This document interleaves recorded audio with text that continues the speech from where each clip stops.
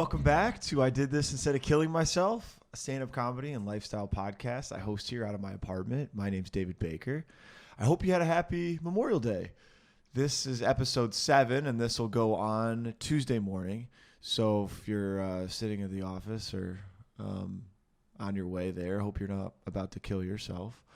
But yeah, so before we get into our interview today, there's a new thing I want to try, and this is just a very brief segment, but it's called What's Happening in Local Comedy. So I thought this would be helpful. If you don't live here in South Carolina, you can just skip ahead to the interview. But if you do live here and you're interested in seeing any of the comics that you've seen on the show or any comics we're going to have on the show, here's where you can find them this week. So this is the week of June 1st. So the first mic where you could see comics is actually here in this building, right upstairs. It's a mic I host. It's on the rooftop. So this is a private mic. So if you're interested in coming, look for me on Instagram. Just shoot me a message, David Bakker 7, and I'll give you the address. Would love to have you. This is BYOB, no cover charge or anything like that. And it's pretty laid back. It's where a lot of us are trying out new material, and we always appreciate audience members. And if you just want to come and have a beer and hang out, we'd love to have you. Mic number 2 is at the Radio Room on Wednesday night at 8 o'clock. The Radio Room is just outside of downtown Greenville. Adam Schulte hosts this mic. And if you want to be an audience member, there's no cover charge. Just show up at 8 o'clock. If you're a comic and you want to perform, sign-ups start at around 7:30. We'd love to have you at that. Thursday night. Normally on Thursday night, there is the joke show at the Comedy Zone. That's at 8 o'clock. That's where a lot of us perform weekly. That is hosted by Brandon Rainwater, and there's a $10 cover charge for that. This week, there is no joke show. However, there's a celebrity comic in town.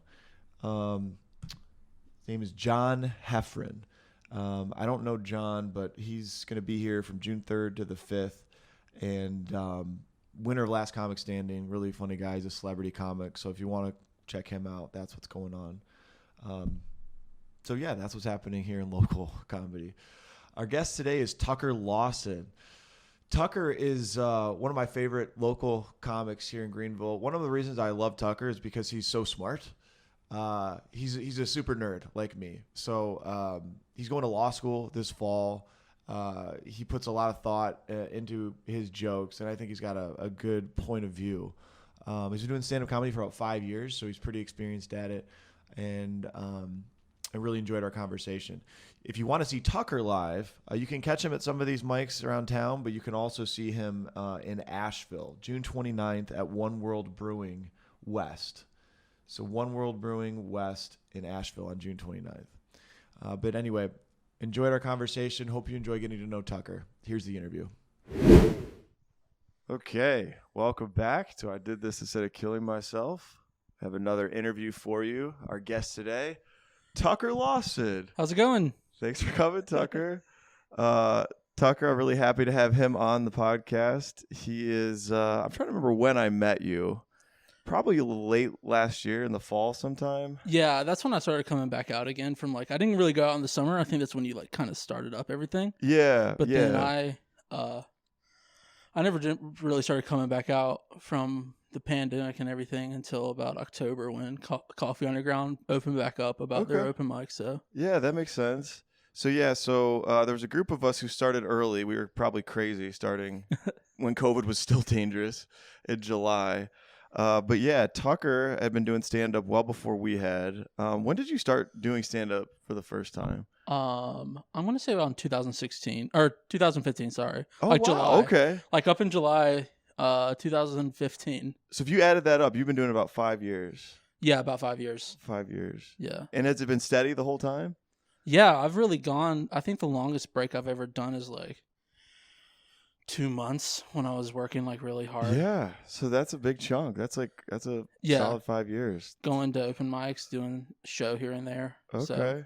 Great. And I was thinking about it before we had you on. I like your last name, Tucker Lawson, because your career background, as I understand it, I might not get the details exactly right, but political strategist, right? You work on campaigns. You work in politics. Political strategist is like really overselling what I do. That's really overselling what I do. I've worked on like multiple campaigns, like statewide, national, local, anything from like organizing, which is like the annoying calls or annoying texts, like the people that I used to get the people to, I would call people, ask them to volunteer, then they would call people and annoy them and ask them who they're voting for or like how they feel about a certain issue. But then I've also done, I've managed races. I've done communication stuff on races and like developed like the little palm cards that you get in the mail and stuff like that. So yeah. For some reason, when I hear the word Tucker, I think of the guy, I forget his last name, Tucker, a Fox News guy. Carlson. Carlson. No, it's like which is very similar. Tucker Lawson. No, it's if I tell like a little old lady or old man my name, they're like, oh yeah, I'm Tucker, and they're like, oh, like Carlson. They think you're the guy on TV. No, they don't think I'm the guy on TV. But do they have that association? They have a major association with that guy. And like some of the podcasts I'll listen to will be like less than favorable to Tucker Carlson. Yeah. But the people on the podcast will only be like, yeah, man, Tucker's an idiot. I can't stand like how he goes about talking about this. And I'm just like, so then you feel a little bit I feel so much shame. I'll be like on 180, I'll be on like 85 and I'll be like, stop talking to me like this. Yeah. Like, this is not what I mean. Oh my gosh. Yeah. And we don't have to get into the partisan sides of things, but it is really cool that you're in politics and have like a lot of people, like, they're not, only a few people are doing it, or only a few people are doing it. So, it's a good thing to talk about. It's a good thing to like bring up to people because they're like, that's so interesting. Yeah, a lot of people take strong opinions just as citizens, but they're not actually working in the machinery of politics. Like I know there's a lot. Like I did a little volunteering in 2016 with calling people and a couple of door to door. There was a friend of mine in Georgia. She worked for Senator Isaacson, like on his staff in D.C. And I knew her family through my college, and we did a little volunteering and stuff. And it's a big job. There's like a ton of work involved with a campaign. Yeah, you don't. Like, that's the reason that I'm like trying to transition a little bit out of it. Like I'll always be in politics, like doing something. But it's like it can be 12 to 16 hours, like anywhere in between that. Like your average day is going to be like a 12-hour day, and then as soon as you get into like October, you're going to be at the office until like 12 a.m., 1 a.m., maybe 2. Right. And it's an interesting life from what I could recall because when I talked to my friend Sarah Ann, she would have friends that worked for campaigns, and like it's very impermanent. Like if your campaign, if you win or lose, even if you win, you may not get a spot on the staff, right? So like definitely. It's not a guarantee. And if you lose, then you're just like a free agent again. So what is that life like? Like when you're just kind of like every up in the air? Yeah, like you usually get paid like through election day, and if your candidate was really good at raising money, you get paid like 2 weeks after, like a full 2 weeks after, like the middle of November. Mm-hmm.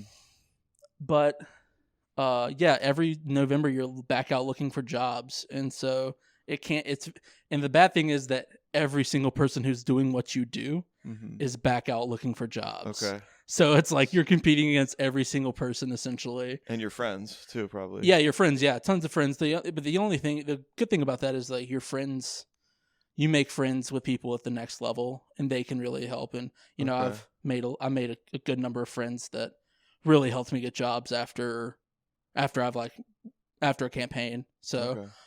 Which, but it is like it puts a strain on like your mind because it's like as soon as November is like, oh, I'm such a relief that this is over, and then it's like, oh wait, now I have to make money again and and find health insurance again and all this different stuff. Yeah, that's crazy. So you are in a little bit of a transition phase right now. Tucker is going to law school in the fall, right? Yeah. It's all official, right? You've been accepted and you're... Yeah, I've been accepted to a few places, so I will be going somewhere. Okay. It's just down to like which one I can haggle for more money. Okay, gotcha. Well, congratulations. That's exciting, dude. So law school. So what type of law will you be studying? Is it going to kind of help you do more within the political thing, or are you going to do something else within? Yeah, I think that, I'm going in with a really big open mind. what I'm going and interested about is constitutional law.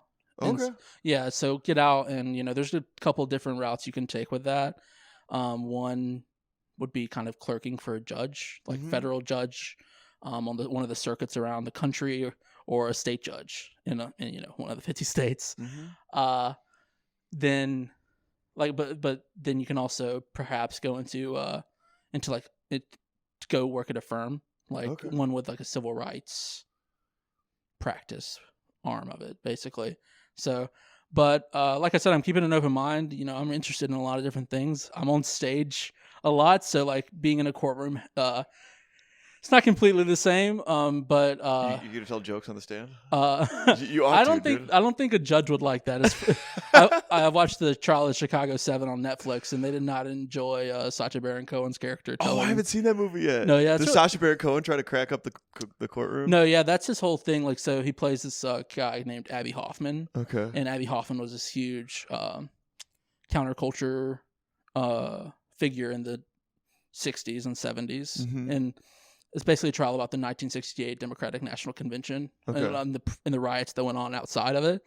And they're trying to convict the instigators of the riot, right? Yes. Okay, that's the Chicago 6. The 7. 7. And right. I think the 7 are like the main defendants, but there were like 8 or 9 or something like that. But Abby Hoffman was like by trade a stand-up comedian. Oh. Yeah. So there's clips of him like doing stand-up in the movie. Not actually him, but Sacha Baron Cohen doing stand-up in the movie. Has Sacha Baron Cohen, does he a stand-up? I know he's a comedic actor.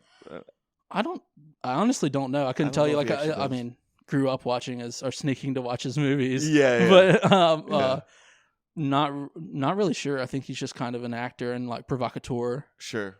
Yeah, that makes sense. Yeah. Definitely that. But I'm sure did you feel like he pulled off the stand-up scenes in the movie well? Yeah, I mean, he's actually like one of the like a really good actor.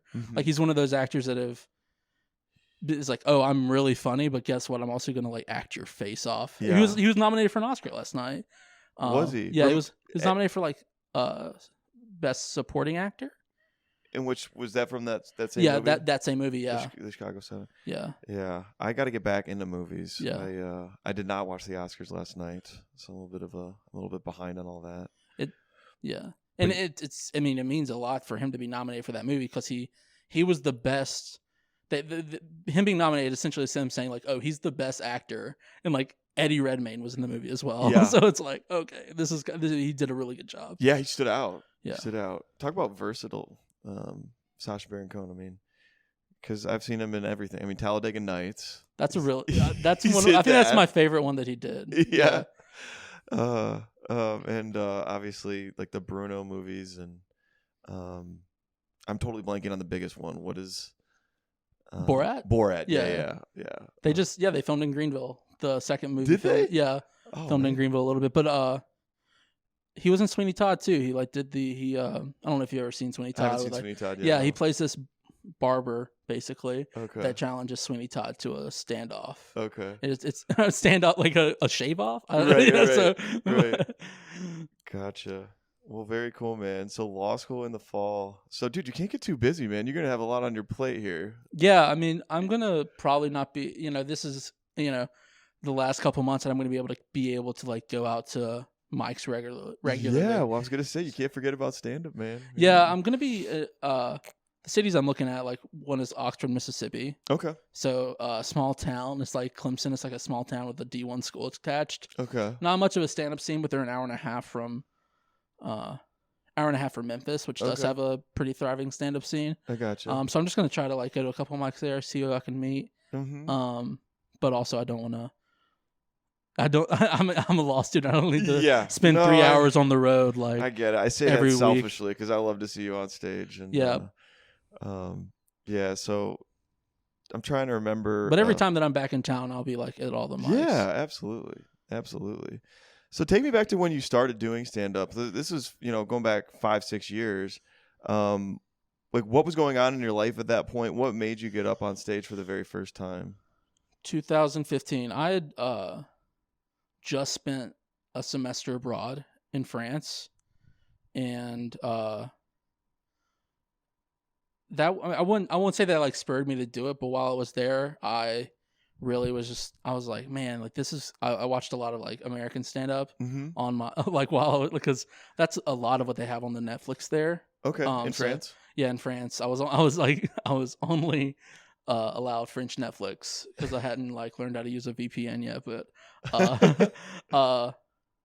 and so I watched like a lot of American stand up. And which stand up were you watching at the time? Do you remember which Americans? Man, I can't remember like specific stand ups, I'll be honest. But I've always I've been performing my whole life. Like I did like church theater and then community theater. I was in like concert band and marching band. Okay. And then but I've always kind of been the class clown, I would say. Like at least that's how I thought I was. I was probably like just that one annoying student to a lot of people. But so I got back and it was the summer and I wasn't really doing anything. I hadn't prepared like any internships, and I was like, well, I want something to do. So I just searched open mics, and it's something that people would like recommended me to do. Like, oh, you know, you're funny. Like you should at least try this. Sure. And so I got on stage at Coffee Underground for the first time in like July of 2015. And I've loved it ever since. Do you remember your first set? Do you remember what you had prepared or how it went?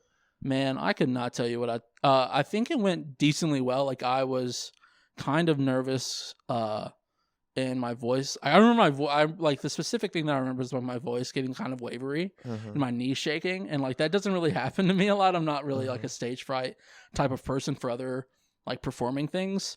But it was like, oh, this is my personal thoughts. Like I'm not performing something else that someone prepared for me. It's not like words written by Shakespeare. It's like, oh, these are Tucker Lawson's own thoughts and opinions. And so you're on stage for the first time and you're like, oh, actually, I don't know if I like believe wholeheartedly in some of this. Yeah. So I kind of like wavered a little bit, but came back out. That's all you can hope. I think like for anyone starting or thinking about starting stand up, just go to an open mic and see that like not like some of these guys are doing it and they're not that great. And right. Like, oh, I can at least do what that guy's doing. Sure. At the very least, and like maybe even better. Sure. Yeah, that is a great point. It's an interesting kind of comparison between performing like music or plays where the words have already been written by somebody else and it's really just a matter of delivering the words. Yeah. But if it's just you, that reality hits you very quickly because there's no guarantee that what you wrote or thought of is any good. Yeah, exactly. And the pressure of like that moment hits you pretty immediately. And even in theater, like you could possibly do something new with like your facial expressions or everything, but like you've seen Anthony Hopkins do this role before. Like you're going to do what Anthony Hopkins did because he gave like you're going to try to parrot that with like stand up. It's like, oh, I hope no one said this before. Right. So it's, you know. Right. And with stand up, it's more of like, I think Norm Macdonald said this. He's one of my favorites, but it's a craft. It's an art, but it's also a craft. And by craft, he means there should be a reaction from the audience. Yeah. A predetermined, like a laugh has to happen for it to be stand up. Yeah. So, otherwise you're just giving a TED talk. Like, yeah. And with other arts, there's not necessarily that pressure or expectation. Yeah. People could be bored. You wouldn't really know. You're just getting through it and fine. Great. It went fine. Yeah. But with stand up, you really know. Yeah, definitely. You really know pretty quick. So. Because you feed off that reaction, and you're just like supposed to get that back, and like that keeps you going and going and going. With theater, like there's a term like you drop into the character, and like you just like, oh, this is rote. Like I need to be reacting to this person, and I just need to like these people are only here just watching me. Right. Whereas like in stand up, it's like these people are part of the show. Absolutely. Yeah. It's kind of like a conversation, like a back and forth. So when you did theater, like how much were you doing it at the high school level? Yeah, I did it a lot, and so every year we had a Christmas play in my church. Okay. And then I started doing community theater. Okay. And I did like summer youth theater a lot and a few shows during the year, and then did a high school show and because I went to a really small, like 128 people graduated with me, so like super small high school, not really a lot of theater going on. Yeah. So we had one show or two shows while I was there, and I was in one of them, and then I did a show in college. Okay. So, what was the favorite role you ever played? That would probably be the one that I did in college because, it was called Shadowboxing. It's just like really sad. It's a Tony Award winning play. What's the name of the play? Is Shadowboxing? Yeah, I believe no, not boxing. Shadowbox. Shadowbox. Shadowbox. Is the name of the play. Okay. And it's actually this really sad play about these like three families that are going through. You're led to believe that one of these members of these families are in hospice essentially, and so. There's a family with a dad that's in hospice and a mom and a mom that's delusional about him dying. And then their son who's 14. And then there's a man who his lover, who is also a man there. And then his ex-girlfriend is there. Okay. And then a mother that's really old and her middle-aged daughter that's taking care of her. And I played the 14-year-old kid. It's like this 18-year-old, and like with a beard and everything. And like they're like, "We're gonna need you to shave and learn how to play this song on guitar." And so I learned how to do this like very simple song on guitar. And so were you just playing an innocent reaction to all of this craziness happening, like with the hospice situation and the parents and the? Yeah, more or less. Like I think the angle that I took is that like I know, like my mom is delusional. But I'm a 14-year-old kid, and I'm picking up on this, like, that dad's not going to come home. Okay. And, like, I'm bringing him this song, like, as this final thing for him. And, Dang, Tucker, this is moving. I'm going to start crying, dude. No, there's this actually, I actually, like, the people that play my mom and dad are really good friends of mine still. One's one of my fraternity brothers, and then the other is this woman who, like, works in Disney, but she played my mom, and there's this one scene where I forget what I say. I think that me and my dad are like playing around like slap boxing, and he gets out of breath, and he's like dying of cancer or something. He gets out of breath and he gets winded, and my mom comes over and like she's yelling, and like I say something, I forget what I said, but then she just wails off and slaps me, and she hit you for real. So the director's like, we can either like do this fake slap, and I was like, nah, we're doing this for real, because I'm a method actor, like I'm this like 19-year-old, I'm an 18-year-old kid at the time, and I'm like, nah, man, I'm Daniel Day-Lewis, like I like I want you to slap. I'm committed. Me. Slap the shit. And like out each of me. night there was like each night we had to like she slapped me. There was like it was like a 7-show run or 8-show run, just slapped me, and some nights she connected pretty well, I'll tell you, and you would always hear like a gasp from the audience or like some curse words and like but I mean that's what you kind of want that reaction. It's like but that's great, man. I was never really much of a theater actor because I always would get nervous. My face would always get red when I would do performance stuff. And I remember the one story I've thought of when you had the slap thing, like how real do you want to make the thing? I was in The Music Man, 7th grade. I didn't play Hank Hill. I played the Anvil Salesman. I don't know if you know that play. The Anvil, it's like what do you want? What do you want? What do you want? Yeah. It's like he doesn't know the territory. That's like the opening. That's the opening song. Tucker knows this better than I do. This is amazing, Tucker. I could do Shapoopy right now, but oh my god! But it would get like ad blocked or whatever. Like it would get automatically like, just like called out. Shapoopy. Yeah. The girl who's hard to get, something like that. Yeah. Anyway, doing show tunes on this podcast now. This is great. There's a scene where the Anvil Salesman has to kiss the love interest of Harold Hill, I guess. Marion, the librarian. Yeah, exactly. Yeah. And I was too embarrassed to do the kiss for real in 7th grade, so we simulated the kiss. I was a big wimp, and no, 7th grade is like it's kind of that's kind of an intense scene for a 7th grade, like this kiss, like to do a mouth kiss at that age. Yeah, had you had your first kiss? At that point, I think. Well, yeah, I'd kissed a girl underneath the picnic table when I was 5, but Same. That doesn't dude. really count. Was Same. that your first kiss? Yeah, like I was at daycare, in like the playhouse. Yeah. And I don't know what came over me, but Yeah. yeah, it's weird how kids like mimic like what they see like on For TV. sure. And stuff. For sure. Yeah, mine went first at having. But yeah, that's an intense thing like to have like for 7th graders like because you're going through all these changes. Like I wouldn't do it probably. I'd be like, no, I'm good. Yeah, I mean, I was already too embarrassed to like be delivering any of my lines, let alone an actual kiss. So we simulated a kiss on the stage, and yeah, I kind of wish I would have pushed myself to do more acting now. Yeah, I mean it's a good like creative outlet for people. Mm-hmm. That's I mean, my dream job would be like just to make movies.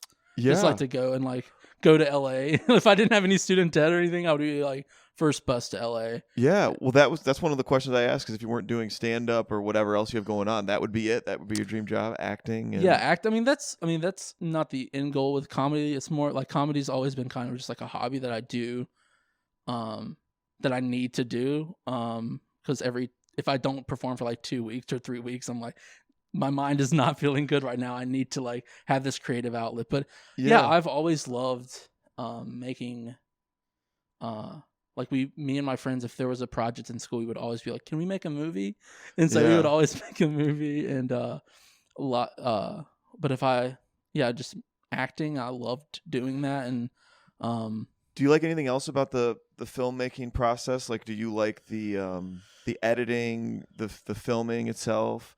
I think the thing that really... The assembling the whole story, writing? The writing is really awesome. I do enjoy... I mean, I've written, like, some not spec scripts, but, like, what do you call them? Just, like, script... Like, just a one-episode TV show. Pilots? Pilot, yeah. I've written, like, a pilot and a half, and I have, like, a movie idea that I just haven't had the chance to, like, sit down and, like, write this 150, 200-page, like, thing. But I have all the beats like measured out. But sure.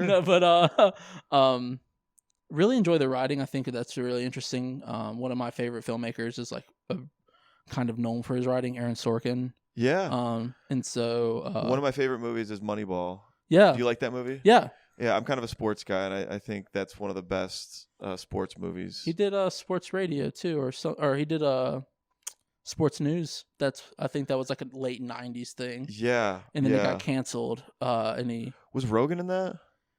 I want to say, yeah. I think he was in sports radio, but not sports news. I'm totally butchering this because I was like, I was barely sentient in 1998. So, but yeah, just really enjoy Sorkin but things that like. What really stands out to me in a good movie is the sound. Mm-hmm. It's like the score, and the editing. And if you want a good movie from this past year, Sound of Metal. Sound of Metal. I've not seen it's that. About this guy who's going deaf. He's like a metal drummer. Okay. He's going deaf, and he ends up going and like learning learning how to do sign language and like become a deaf person. And through that, he like discovers other things about himself, and it's really interesting. Okay. And the sound in it, and the sound editing, just really interesting. Gotcha. Very cool. So, wow, that's very cool. So, if you'd wave a magic wand, no student loans, you could go to Hollywood, act and direct and work. Yeah, I would probably, if I didn't have any student loans, I would be on the next flight to Los Angeles. I would like immediately get in. I would immediately pay like the $1,300 it is to like do a class of the Groundlings, an opening class of the Groundlings, and just try to get on that. But would you say you like acting in movies more than stand up? No. I love stand up. I've always like. I don't think I could. Stand up just offers like an autonomy that I think that like acting doesn't. And like if stand up ever works out, it'll be a means to it'll be a means to do acting and like create my own things. Sure. I want to go back a little bit to what you said, because you said that if you're not on stage for a couple of weeks, your mind isn't right. I feel the same way, but I kind of wanted you to expand on that, because for me, but until I found stand up, there was something out of balance for me, mentally, and kind of like I needed it as an outlet, but I kind of wanted to know what that meant for you. Well, I think it started a lot earlier, because I told you like I was performing from like a really young age, and I had this like creative outlet, like no matter like it's not my own words, it was some kind of creative outlet for me. So throughout college, like after that one show that I did, I really didn't have that creative outlet. And so when I'm not on stage for a few weeks, it does like become like this frustration. It's like I don't it's like a similar to like sexual frustration. It's just like this isn't, I'm not trying to be vulgar, it's just like I need to get this out, right? And it's just like this is what I need to get on stage. I need to tell someone. And it's this sick, you're horny for laughs. No, exactly. Tucker. And like, you know what, I'm like like you can if you're watching, you can probably tell that I'm a glutton. So it's like I'm also a glutton for being the center of attention.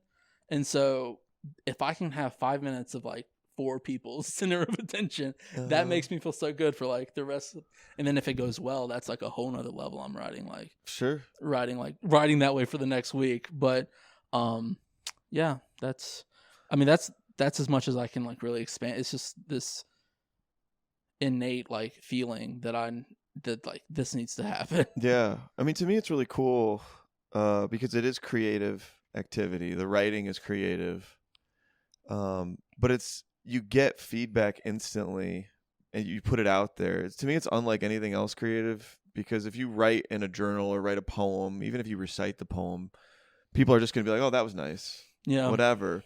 But like, or, if you put a painting up in a gallery, people might look at it and move on. But like with stand-up, like you're getting a real-time reaction of like, was it good or not? Yeah. Do we understand it or not? Do we relate to this or not? Yeah. And even for those people, like, I guess for those people, it's like even more like for a poet or like a artist or a writer, like if they're writing, it's more pure than stand up in my thinking, because like they're just doing this for themselves, right? They're just like, they're doing it because like they need to do it, and like it doesn't matter if it gets out in front of someone, like more than likely it's not going to, right? Like it's not going, right? But for us, it's like, I am going to go and sit for 30 minutes to get on stage, because I want someone. It is, yeah. There is a big ego trip in it for sure, but it also, because the audience gets a vote on it. Definitely, it's also like you're subjecting yourself to judgment. There's a vulnerability to it. Yeah, and it's so like in that way, it's like a total like power thing, right? Because like it's a person with a mic, you're automatically like in this powerful position. Mm-hmm. But as the audience, it's like, we really own this, don't we? They do. They do 100%. Yeah, dude, it's trippy. Anytime I think about stand-up, I'm just like, man, I feel like there's so much, like we barely scratched the surface as to like what's really going on. But yeah, I was gonna ask you to tell me a joke. Did you bring a joke? It doesn't have to be good. It doesn't have to be of your set. Like people have done like knock jokes. Yeah. Oh man, someone's already done a knock joke. No, actually, they haven't. Oh, okay. But I think I envisioned that you could do that. Yeah. Knock. Who's there? This joke. This joke who? This joke is stupid, and I don't know why I'm doing it. It's such a stupid idea for a segment. I remember I thought of that. I was like, oh yeah, I'll just have the comedian tell a joke. Yeah. And then most of the time I get started talking with the person I'm interviewing, and then I'm like, yeah, I'm like interested in what their story is. I'm like, oh, I forgot to ask that. But yeah, no, it's all good. So stand-up comedy. Who is your favorite stand-up comedian of all time? Of all time, you good? Everything okay? Sorry. That's so hard, because I think it's, like I said, I've gone through like so many.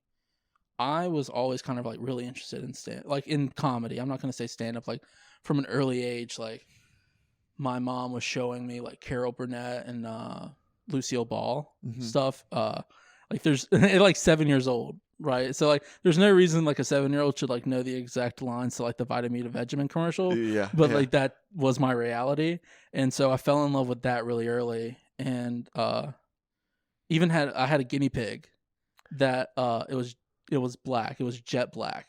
Okay. And do you know I Love Lucy at all? I know of the show. I watched it when I was really young on Nick at Night. Yeah. Not to the extent you have, though. I can tell already. Yeah. So I had this guinea pig that was jet black. Uh-huh. And it was a lot of 7-year-olds would like name their guinea pig like, oh, like Squeaky or Cutie or like whatever like cute name. No, it's like, oh yeah, this this guinea pig has jet black hair. I guess I'm going to name it Ricky Ricardo because he had jet black hair. And it's just like weird stuff like that. But no, I've always been like really interested in comedy, and I would kind of sneak to watch stand-ups. Like I would watch I saw Eddie Murphy's Raw when I was like 11 or 12 or something like that. Yeah, and, dude. I was watching. I had a friend who lent me their like Eddie Izzard DVD or something, which for like a kid growing up on a dirt road in a town with like one stoplight, Eddie Izzard was like completely mind blowing. It's like there's a dude in like full makeup and high heels and a dress. Is like this is wild. I don't know Eddie Izzard. Yeah, dude, you should totally Eddie Izzard's kind of really big in like the late 90s, early 2000s, but really funny dude. He has this I won't do it justice. He had a really great the bit that stands out for me is like Death or Cake.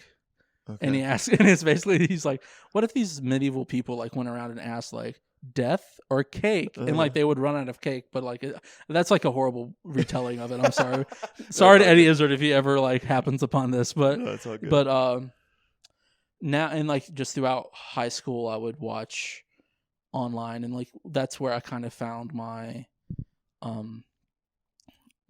like the people that I would consider like my favorites right now. And I would say that like if I'm I have kind of two tiers. Like the people that I watch like for good feels and like for a warm feeling, I'm gonna say Pete Holmes. Okay. And Moshe Kasher.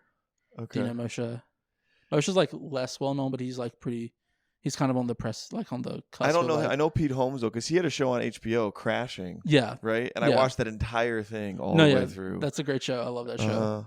I related to it because it seemed like what would happen to somebody like us, like a white, likable, like hopefully white guy, just naively going into the New York stand-up scene, and having it go horribly, for a while. So I've been listening, probably Pete Holmes, Moshe Kasher, he has a podcast with his wife Natasha Leggero. Okay, Pete Holmes does, or Moshe Kasher. Moshe Kasher. Yeah, okay. And I don't know if it's still on Netflix, but his Oakland, I think it's called like Oakland Live or something. It's his stand up, and I think that's a really great one. And then like out of left field, I really enjoy Bert Kreischer. Interesting. Yeah. Did you see him here in Greenville? No, I didn't. I didn't get to see him when he came through, but okay. Yeah. Yeah, I was at that show. When did he come through? He came through last year, so I think it was August maybe. Oh, really? Maybe it was before that. It might have been before I ever started stand-up, but I knew he was a big name. And it was a very narrow window that he made it, because it was shortly after where they locked down everything again and shows were canceled and he stopped touring. But yeah, he was there at Comedy Zone. Yeah. I saw him take the shirt off, everything. I wasn't a big fan of his going into it. I thought he was really fun on stage. Yeah. I wasn't dying laughing though. It was interesting. Really? Yeah.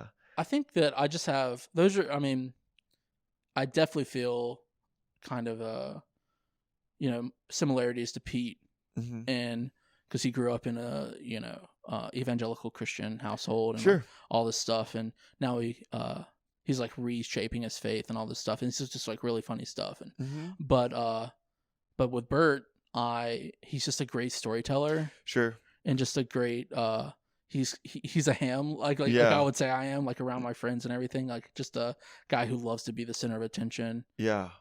The storytelling, I could tell, like I was looking around the room and people were just like glued into him and very invested. It was like they knew him. Because I didn't know him, there may not have been that connection there just built in. Yeah. He was still great. Yeah. But, he's like a frat bro. Like if a frat bro got a hold of like This American Life. Yeah. It's like that's pretty much is what it is. Yeah, but there were people that like shouting out that wanting to hear this story or that story, the story like The Machine. And he did actually for a period of time try out new jokes, new material from his notebook, and some of the stuff bombed. That was interesting to see. Yeah. But that is really interesting.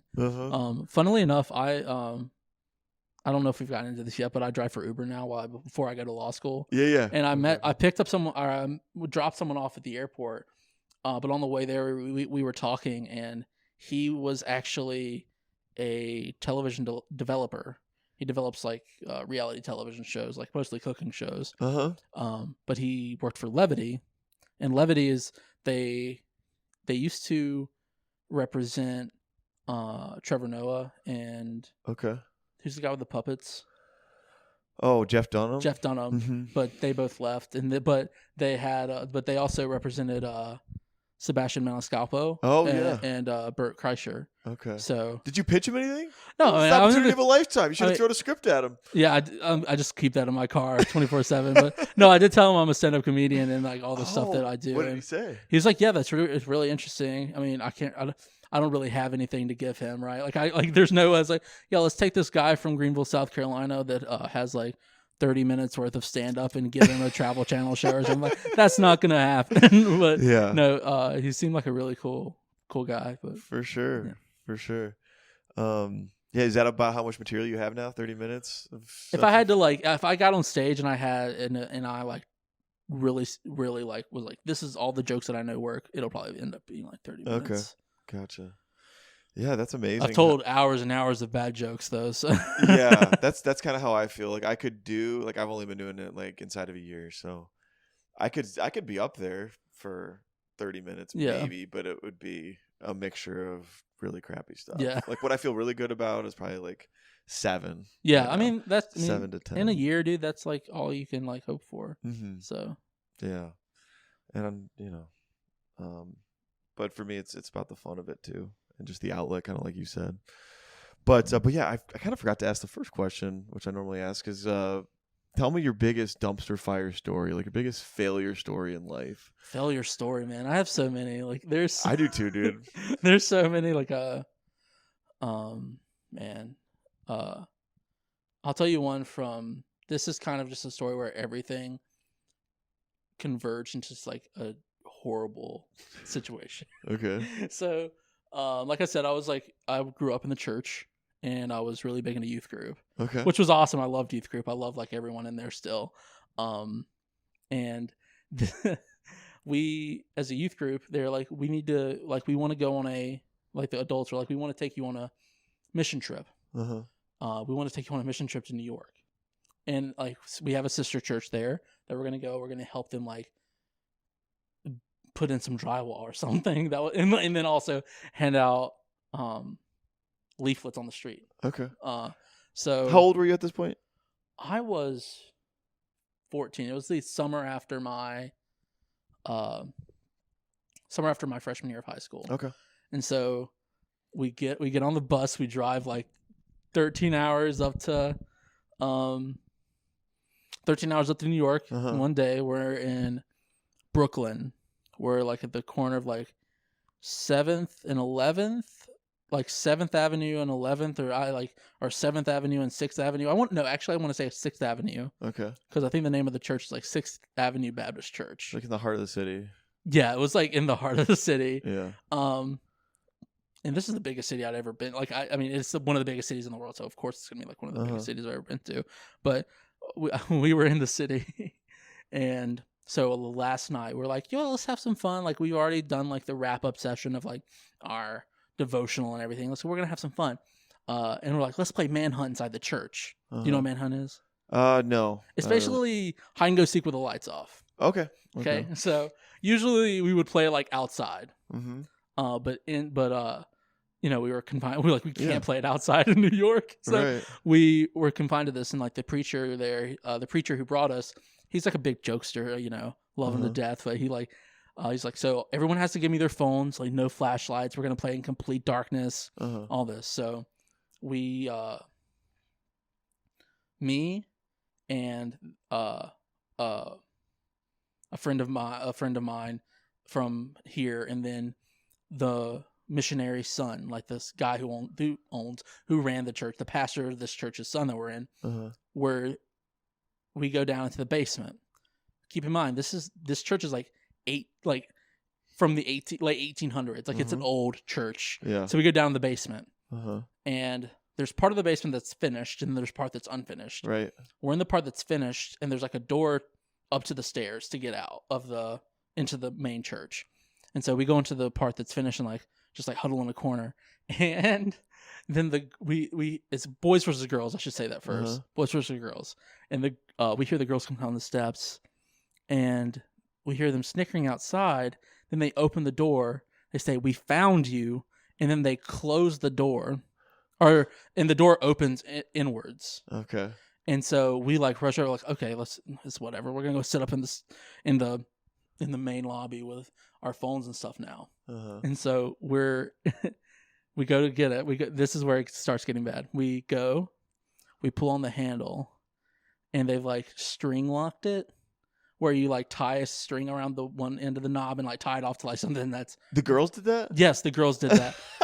I'm pretty sure the preacher told them how to do this because he's a jokester, like he's a big prankster. So we couldn't open it inward.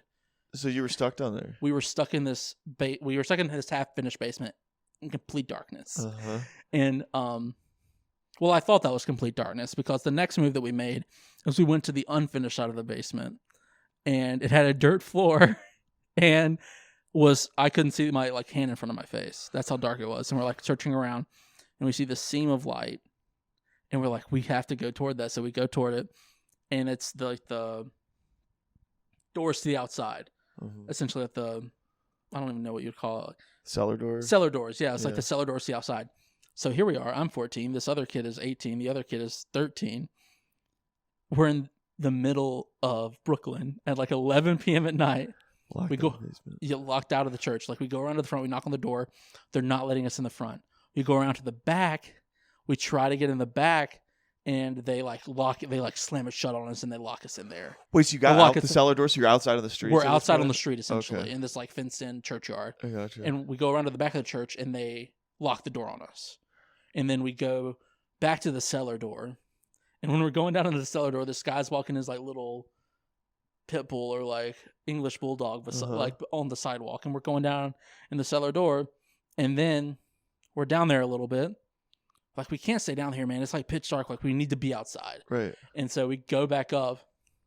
And once we get back up, I hear like sirens down the street. I'm like, oh man, it's New York, man. It's like they're going to like do something else, arrest some like petty criminal or drug dealer on this corner, like two blocks down or something. No, they were coming for us.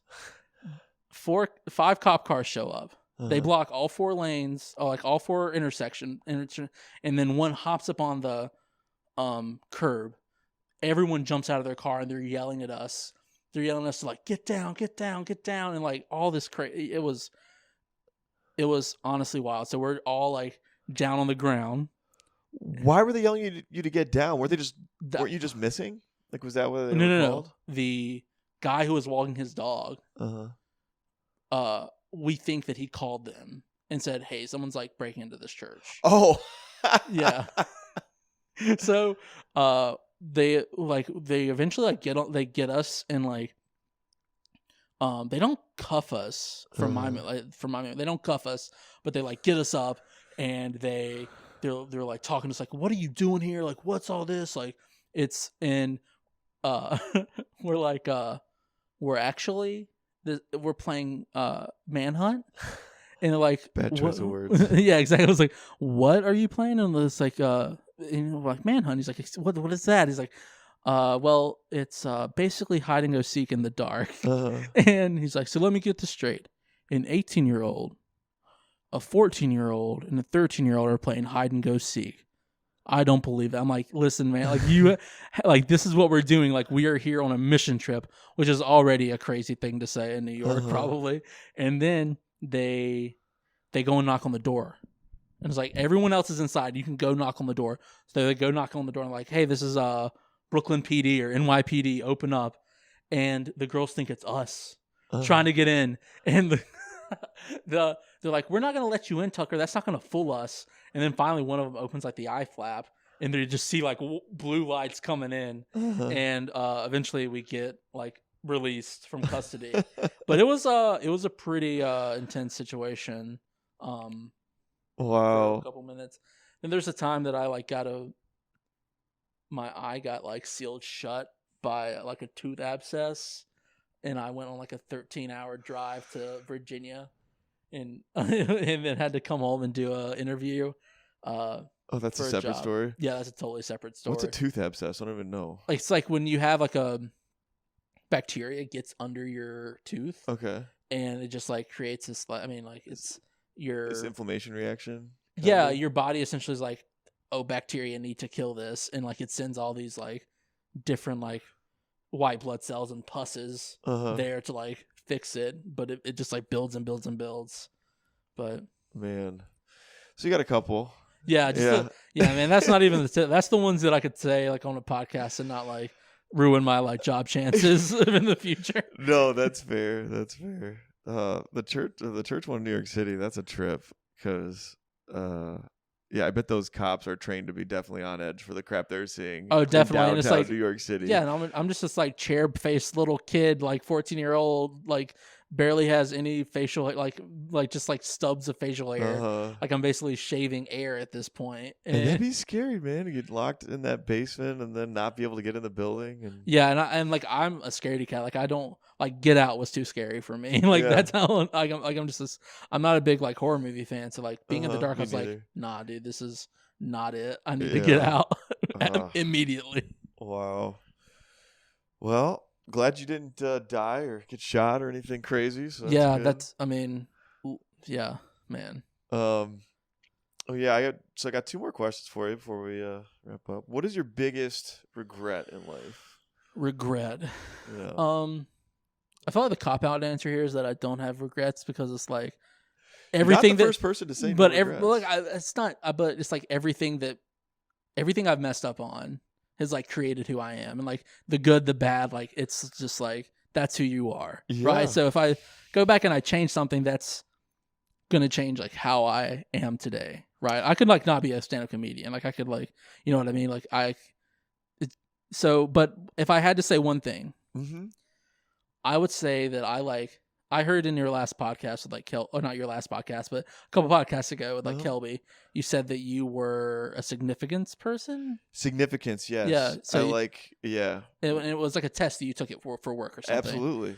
Chris, you paid attention, Tucker. That's good. Yeah. I find it a little dystopian that your work does like personality tests. Dude, well, it's.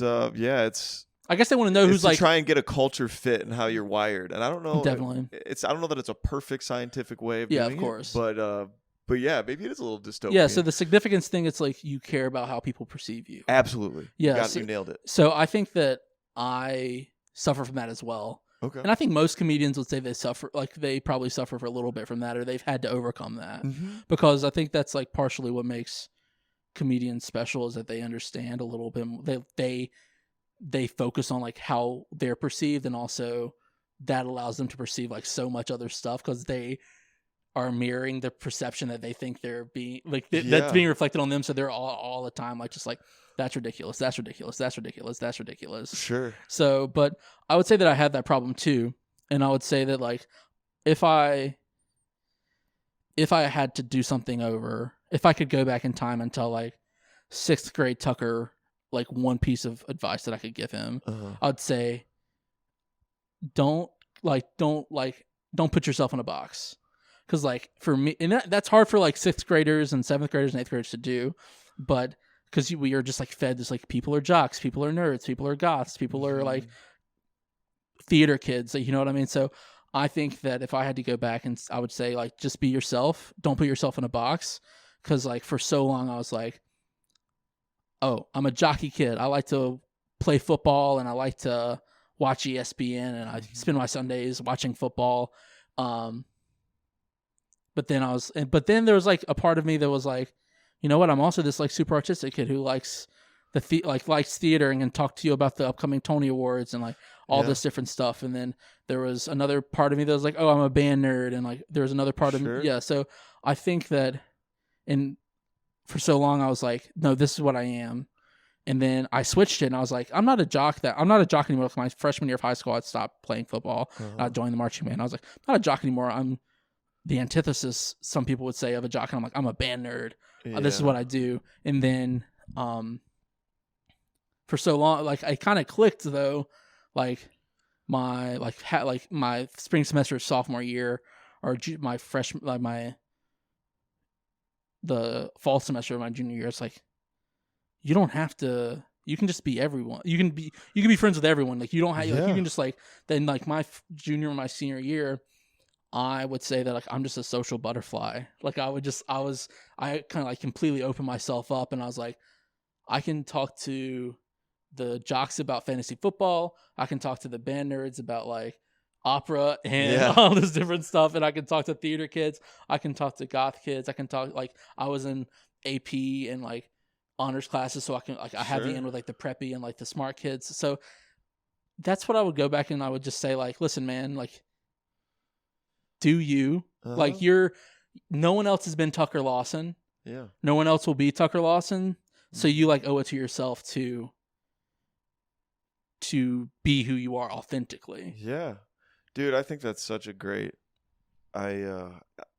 and I don't know who watches this, or it's mostly friends of friends and comics and stuff. But I kind of wish there was an audience of young kids to hear that, because I think that's something I felt too. It's one of the reasons I didn't do theater or acting as much as, because I was like, oh, I play sports, so that's not really. Sounds like that's kind of the boxes you're talking about. Yeah, I mean, and it's like the whole like form your identity around a conventional thing. I mean, they make like hit teen movies about it. Like that's the whole storyline of like every High School Musical, right? Yeah, like that's like we just like, I mean, it's fed to us like from an early age, and I think that like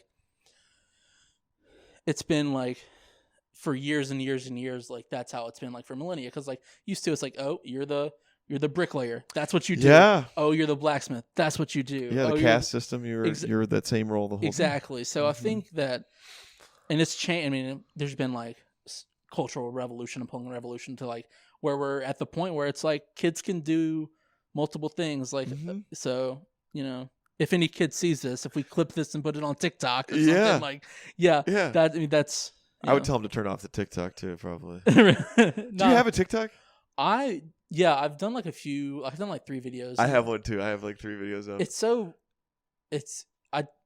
I've told myself only in the morning and only when you're going to bed. Okay. So I'll scroll like in the morning when I'm getting ready, or at night when I'm winding down. But if I do it throughout the day, I'll just be on the couch like looking like one of those like drug ads from like the mid 2000s. It's like this is your brain on pot, like this is your brain on TikTok. Like it's like that's exactly. Dude, I think it is, man. I think it's awful for your brain. But I mean, I do have one though. Yeah, everything is. I think. Man, I think everything's like pretty much awful for your brain. Like any kind of social media, it's just like it's there's I'm a junkie, man. That's one of the worst things for me. Yeah, dude. My worst. It's what was I gonna say? They have like studies now that show that like social media that's only been around since like the early 2000s. Like if you go back to before MySpace, there's like Friendster and all that. Since the early 2000s. In that short amount of time, 20 years, it started to change our psychology. Yeah. And like how we think and how we perceive the world, and kids especially. And it's just like, this is like, how do we even stop? Like, how we don't understand what it's doing. Exactly. Yeah. I mean, we're 20 years into this. It's like, oh, how are we going to be affected in 40 years? Like when we're in our 50s, like it's, or I guess we would be in our 60s when we, but like, Hopefully there'll still be comedians to talk about it. Yeah. and try to examine it somehow. Yeah. Man. Okay, so the last question I have is you may have the same answer, and we don't have to talk about it, but what is the best piece of advice you've ever received? Advice. If you have another one that's different from what you just said, maybe, but... Well, that's my advice to myself, so like, right? Yeah. Like, I'm the smart one in this. Okay, so maybe, outside advice. Outside, I think... So hard to remember all the advice you've been given, right? I think some of the gyms that one of the gyms is like, it's not. I think you and Kelby talked about this, but it's also been like echoed in my life. It's never as bad as you think it is, and it's never as good as you think it is. So, let that don't get don't get anxious over like feeling that like you have like it's good. It's fine. It's fine. Like just. Pick yourself up again. One of the things that a teacher, I guess like a leader or a teacher that has ever told me, I won't say his name because he's a administrator. Okay. At a school now, but he was a social studies teacher for me in high school, my senior year, and like I was just a horrible, like I was one of the kids that like didn't study at all and got A's. or A's and B, like A's and a few B's. Like I was good at just like flubbing my way through, and that screwed me in college. Like I got to college and I was super screwed because I didn't know how to study. Right. And but he told me, I don't know if he should have said this. It was kind of a borderline thing that he might should have not said, but he's like, Tucker, you're the dumbest smart person I know. And like now, like looking back on it, I was like, damn, dude, he's actually right. Like it's just, finding that out, and that's not like, I don't feel bad about that. So what does that mean? Because I've been told that exact same thing. I think it just means that like you lack street smarts, sort of. Well, no, I feel like you just it's you have what it takes, but it's just like this is how I meant this. Yeah, you have what it might takes. Be different for you. Yeah, you have what it takes. You just have to like apply yourself and stop with the BS, essentially. Yeah, no, that is a totally different interpretation than what it was for me. What would you say? For mine, it was like you're oblivious. You're oblivious. Like you're book smart, but like you get on the street, you say things kind of that you don't think fully, or you don't have a good street smarts. But for you, it sounds like you had this natural ability, these natural gifts. Yeah. But you were dumb, quote unquote, and that you weren't making good use of your natural ability. He's one of my favorite teachers that I've ever had. He's like really cool guy. I'm trying to think. Well, it's helpful to have somebody like that believes in you and that can encourage you to get a kick in the butt if you need it. If I ever get famous enough, like in comedy, or like if I ever become like a cool politician or anything, I want to go back and like talk to him about that, because like that's really drove me. And I like it even makes sense if you look at my like standardized test scores, because like in my standardized test scores, they're always like 60, like in the 65th or like 75th percentile, like on that like higher end of above average before you get to like greatness, right? Before, like it's like, oh, you're really good at this, but we're just not going to give you any more money, right? Like for the SAT and everything. I got you. So, but that's I mean, like I said, there's a lot of great advice that I mean, it's hard to like pinpoint one thing, but like if I had to like boil it down, I would say like his is like probably the coolest thing that anyone's ever said to me. Also maybe like the most like abusive for a teacher to say, but also just like he was like being like straight with me, shooting me straight. Well, you remembered it, and that was all the way back to high school, you said, right? Definitely, yeah. Yeah, so it's cool that it stuck with you. And yeah, like what me and Kelby talked about, or Kelby and I talked about, the never as good as you think, never as bad as you think. That's so helpful when you're doing something I feel like that's challenging and creative. It's because I feel like you don't want to be like too hard on yourself because you're trying. Yeah. But you also don't want to get too big of a head. So it's a helpful way of like just keep moving. Keeping yourself like at a moderate a moderate ego, and just work hard, but don't hate yourself for if it goes badly, and don't fall in love with yourself if it goes well. Just keep plugging. Yeah, I wish I'd really figured that out before, like in college, like before I started, like, because I said like I did like horribly my first year, my first year of college, just like really killed my GPA throughout the whole thing. Oh, that's killer. And like it also, and so that me getting a low GPA just like killed my self-esteem completely, and I wouldn't go talk to my professors about anything, and like because I was like, oh, they just think I'm this kid from my first year where I was like put so much on my plate. I was in a play, I was rushing a fraternity, like I was in college, and I let my grades fall by the wayside, and like so I was like, oh, these people just think I'm stupid. It's like, no, they don't think you're stupid. They probably see your ability, but they just like can help you achieve that ability. Totally. Yeah. So it's hard, man. I have that tendency too. If things aren't going well, or I feel like I'm embarrassed, or something bad happens, I tend to like regress inward instead of you know.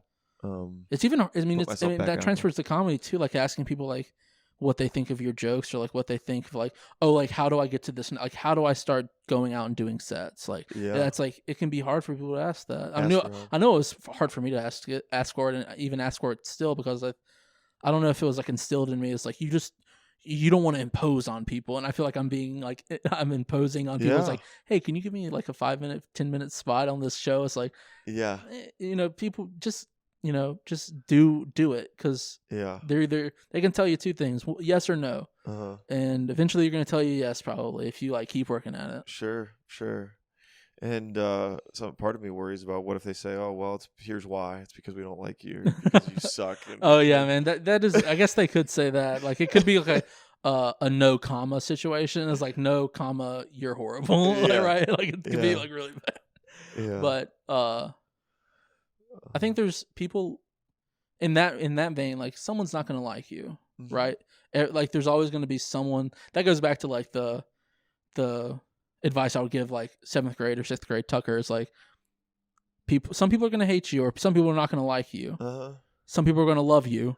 Like just don't even worry about the people that don't like you because like there's nothing you can do to make everyone like you. Yeah. There's always going to be some like you can try to make the people that hate you or dislike you like you a little more, but there's no way you're gonna get every single person. Like it's not like a game of like GTA where you can influence the different street gangs to all make you all like you. Have you ever seen? You a big Seinfeld fan? Yeah, I would say I'm pretty like decently. Yeah, there's an episode where George there's this woman who doesn't like him, and Elaine's like, so what if she doesn't like you? Does everybody have to like you? He says, yes, everyone must like me. I must be liked. Yeah. And he just gets so fixated on it. And I'm very much a George in the hierarchy I have of the neuroticism of that too. Definitely.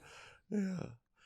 But it doesn't work. But that's why the show's hilarious because he tries to make it. And Well, anyway, man, we're over an hour. But dude, I really enjoyed our conversation. Before we go, where can people find you on all your social media and stuff? You can find me on Twitter at Tucker Lawson SC. So my name, my full Tucker Lawson SC. Spelled just like it sounds, right? Yep, TuckerLawson SC.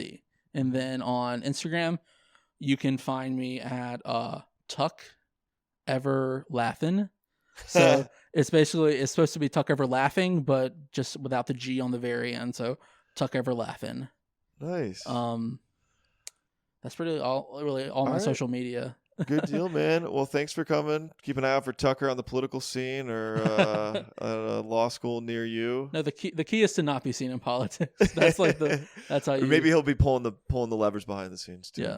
But yeah, man. Thanks a lot for coming. Thanks for joining us. Don't kill yourself. Have a good one. See you next time.